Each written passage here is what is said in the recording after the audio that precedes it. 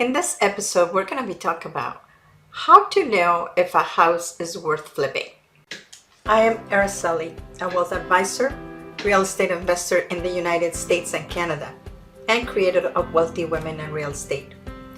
Every week, I meet with Colette, a real estate broker and a real estate investor in Canada. We come together to talk about all things real estate investing and how to increase your wealth. Join us. Welcome everyone. My name is Araceli, transition wealth advisor and investor in the US and Canada. And in my weekly call with Colette, we have something to tell you today. Colette, can you introduce yourself? Yes, of course. Hi everybody, my name is Colette Rabba. I'm a residential real estate broker in the GTA. A lot of exciting stuff going on out there. Some question that Araceli and I get quite often, which is about income properties. That's why Araceli and I like to do the show. We love talking about income properties and how there are different kinds of income properties. So today we thought we'll just talk about one little snippet of the bigger picture, which is if you want to get into house flipping. Mm-hmm. So what is house flipping? Do you want to start with that? So basically house flipping is you get a property, you acquire a property that you're going to do some work in it and then you're going to resell it for a profit. That's basically what it is. And if you're thinking about doing that, we have certain criteria, at least I do have certain criteria that I use. And it also depends on the level of repairs that you want to do. Sometimes you run into houses that they don't need only a paint job and maybe a couple of things to be fixed. Others, they need a lot more to do, right? So the ones that I used to do, because I bought them at auction, they need pretty much everything done. So, but there's still criteria that we have as a measure, because you can have a property that requires a lot more work if the area is better. So always location is one of the first things that we look at. Do you agree with that, Colette? Yes, absolutely. So we just, Araceli and I have both looked at houses to flip. I have personally never done that, only because the way that my investing kind of brain works is to buy and hold. So even though I know there was a really great time to do this flipping in the GTA, Araceli actually does properties in the US. So there's a little bit more room to breathe, let's say. So we came up with 3 really main things that easily and quickly you can look at a house and figure it out without sometimes even going to see it. Yeah. So based on the MLS pictures, based on the area, and based on a few other things that the listing will show us. Yeah. Sometimes we don't even have to see a house. So let's get started. We have the top 3 things to look at a house to know if it's worth flipping. So number one is know your numbers. So that is the one thing that I always encourage people to understand how to analyze a property. And I have videos on more detailed explanation on that. But for now is know your numbers, because now we have the internet. We have lots of information, right? And sometimes you want to analyze different properties, especially if they're not close to you. But at least you say, okay, well, let's take a look and see how much they're asking for, how much do I think I need to put into this house, and how much I can sell it for, right? There's also one other little thing in there that is very, very important. Flipping takes time, especially if you have to go to the city for permits. So this is called carrying costs. You have to figure out how much the taxes are, how much the utilities are, if it's a condo and their condo fees. So all that goes into number 1, which is the numbers, and figuring out the bigger picture that you buy it for this much, you carry it for this much, and you can sell it for this much. And hopefully you'll actually make money, right? Yeah, and it depends on where it is. If you have a mortgage on the property, that might be a little bit more difficult, because if you were planning to finish that in 6 months, and let's say you can't sell it or you can't finish the property, right? Now you have to carry the cost for longer. How many more months, right? So that could eat into your profit big time. Right. And look at, for a great example of that is COVID. Nobody expected COVID to stop the world.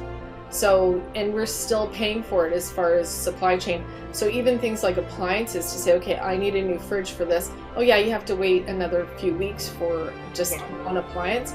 So things like that, you always have to have a little bit of room, a little bit of padding, not just with money, but also with time. So let's go on to number 2. Number 2 is do check the bones of the house, right?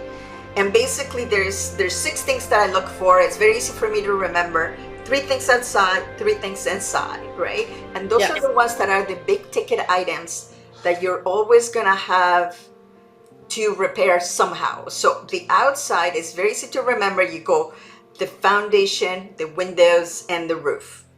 Yeah, so right? Top, bottom, and in between. In the middle, right? And the 3 things inside will be the mechanicals. So all your furnace, AC, anything that can break like that. And then you have the electrical and your plumbing.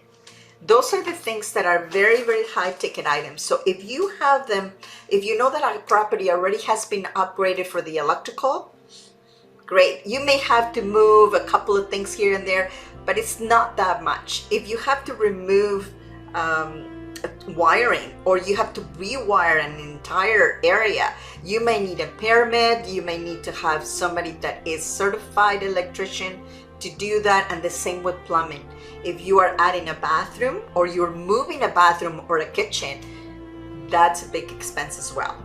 Right. And to go back to the other things too, like foundation and roof, those are the most expensive. So our top 6 list of bones includes the most expensive things of an actual structure. So when you look at it, and it's not just about houses, it could also be commercial properties or even condos. So when you look at that, you want to look at, and obviously you're not buying the whole building when it's a condo, you're buying the unit, but you also still have to see there's even more stuff. And when that comes down to it, there are other things that you have to really research before you buy a condo to flip. So that is number 3, remember? Right, so number 3 is research. Do your research. So that includes on the area, that includes on how much things will cost to replace, and your labor, the labor cost to get a plumber, get an electrician, get a roofer, even if there's structural damage, to find out how much these things cost before you actually, might be a great deal. It might be a great find, because a lot of people are scared of these bigger things. So, if you're comfortable, it's not your first flip, you can be doing your research about those things that are a really big deal, and it might be something that has to do with the foundation. But you know what, Araceli and I always say, there's always a solution. So knowing the solution before you even put 1 penny down is what you have to do. So that's our top 3 things. Wow. Anything you can add to the research part? Well, the research is, what I wanted to tell you is, sometimes you have to go very granular on the area. At least this is what I've experienced in the US. Yes. I've seen areas that they can be 2 blocks away and the prices of houses are completely different. Right. You always have to look at the fair market value, the finishes of the property. You don't want to overspend. And obviously make sure that there is a market for it. What is close by? Is it for families to buy the property or for renters? So right. There's 2 different things. So there's so many little granular things that you need to think about when you do your research, especially if it's not the area that you live in.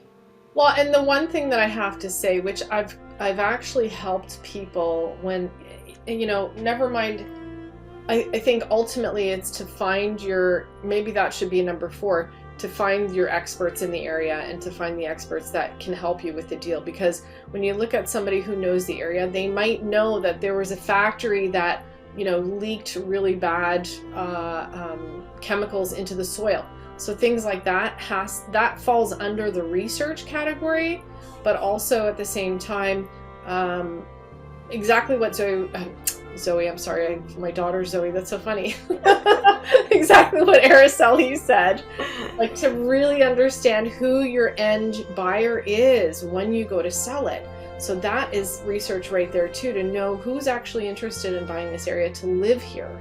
So to me, that they all go hand in hand, right? Research, Absolutely. numbers, bones. You have to know what everything costs.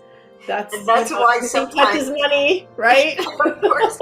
And that's why it's so hard for people to get into real estate sometimes, because there is so many moving parts and you need to time them. It's not only about doing each one separately, but they all kind of tied in together, and it is hard to time them properly. Right. That is what is important.